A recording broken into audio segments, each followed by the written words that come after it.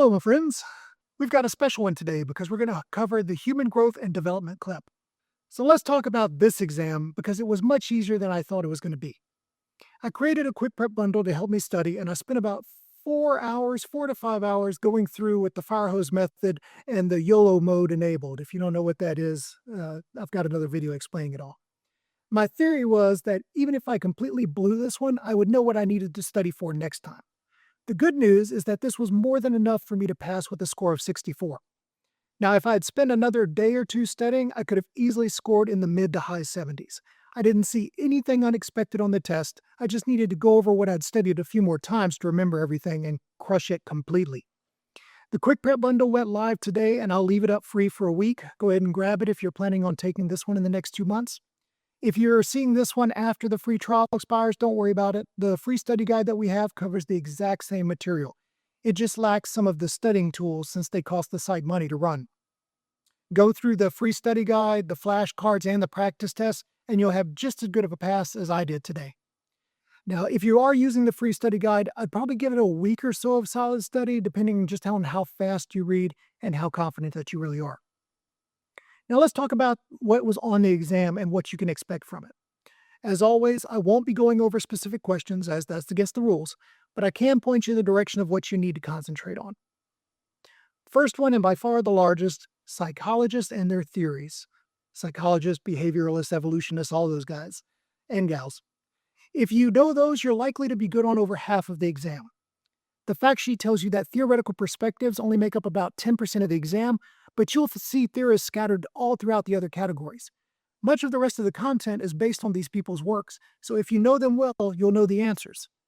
And again, you have to know the difference between evolutionists, behavioralists, social ecologists, and psychoanalysts.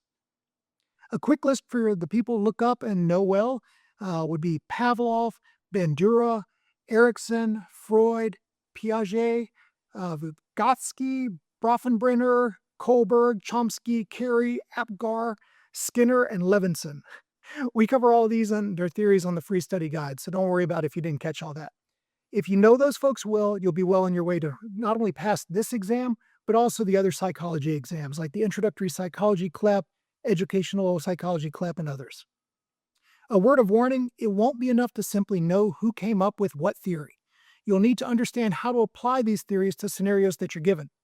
If a theory has the different developmental stages, make sure you understand each stage as well as any sub-stage that that theory has.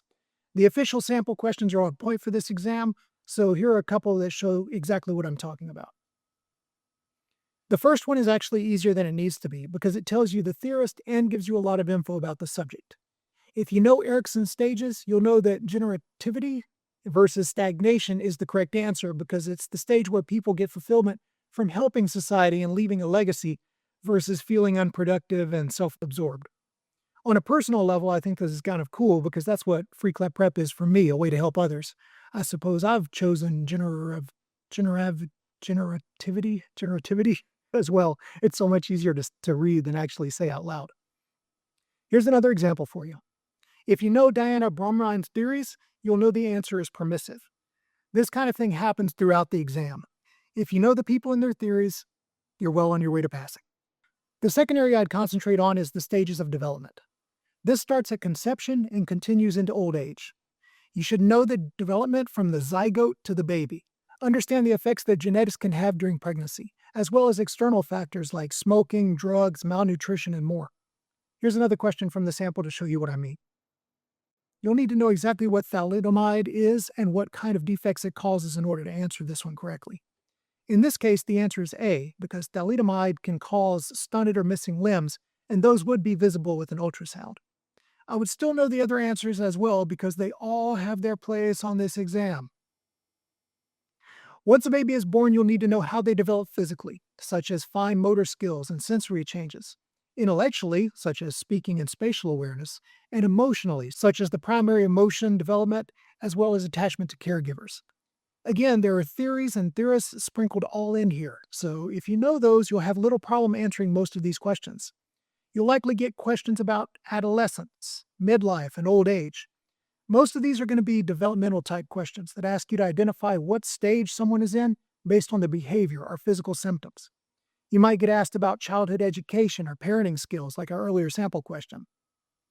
There will likely be some medical type questions as well, so make sure you understand the physical and intellectual changes the human body undergoes, as well as its inevitable decline. These types of tests are so depressing for somebody in their upper 40s. The third area I'd work on is the ways in which scientists and researchers gather data for their theories. This is where knowing the difference between the different types of studies, such as longitudinal, cross-sectional, and case studies, will come in useful. I'd know the pros and cons of each type of study and how the data is processed. Things like correlation, causation, independent versus dependent variables, etc. And really, that's it for this exam. I know the official fact sheet has 12 categories, but if you know what I've talked about here, then you'll find that all of those 12 fall pretty neatly into what we've covered. As I mentioned at the beginning, this CLEP was much easier than I expected. I'd go so far as to say it's probably the easiest psychology CLEP that I've come across. So it might be a good place to start if your degree requires you to take that kind of subject. Whatever your situation, I hope this has helped you understand the exam and given you some confidence in passing it. Remember, the Quick Prep Bundle is free until March 5th at midnight, so get it while you can.